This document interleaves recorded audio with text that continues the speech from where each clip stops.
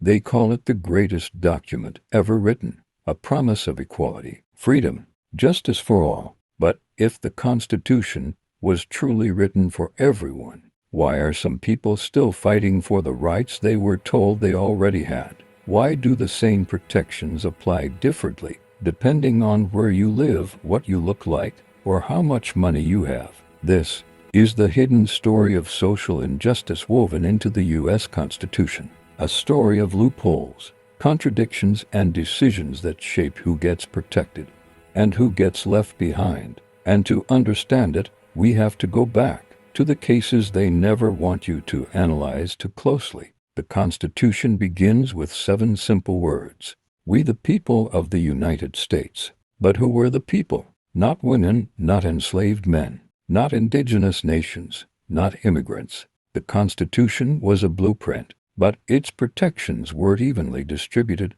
over time. Amendments tried to fix this. The 13th ended slavery, except for one phrase that created new injustice. The 14th promised equal protection, but that promise has been interpreted differently depending on the era.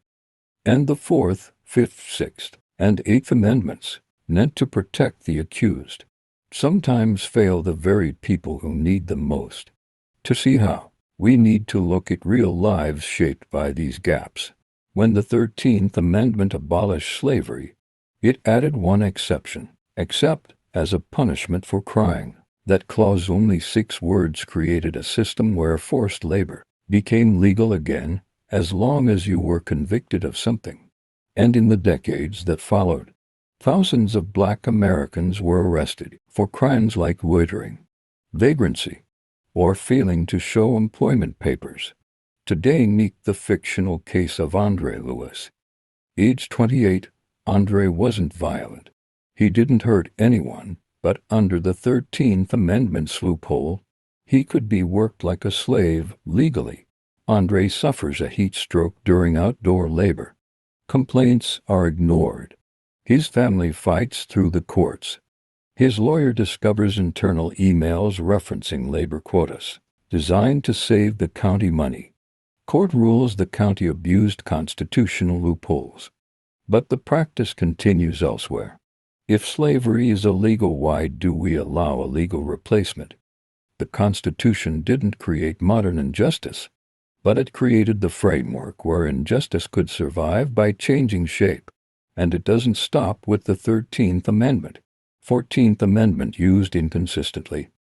Selena Brooks, 19-year-old Latina college student.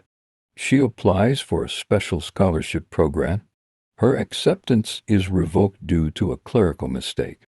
But 2 other students, both from wealthier families, receive exceptions.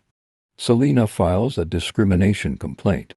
University lawyers claim she wasn't entitled to equal protection because scholarships are privileges, not rights.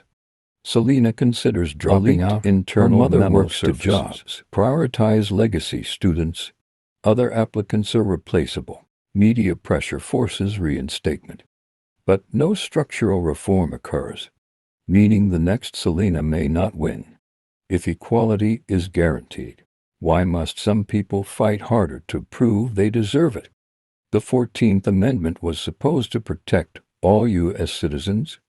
Yet from school segregation, to redlining, to wealth-based disparities, the amendment's promise often depends on who interprets it. The Constitution is powerful, but its power depends on interpretation, and interpretation depends on power. Social injustice isn't the Constitution failing, it's us failing to apply it equally. The words are there. The protections exist. The question is, who gets access to them? Tell me in the comments. Do you believe the Constitution protects everyone equally, or is justice still a privilege, not a right?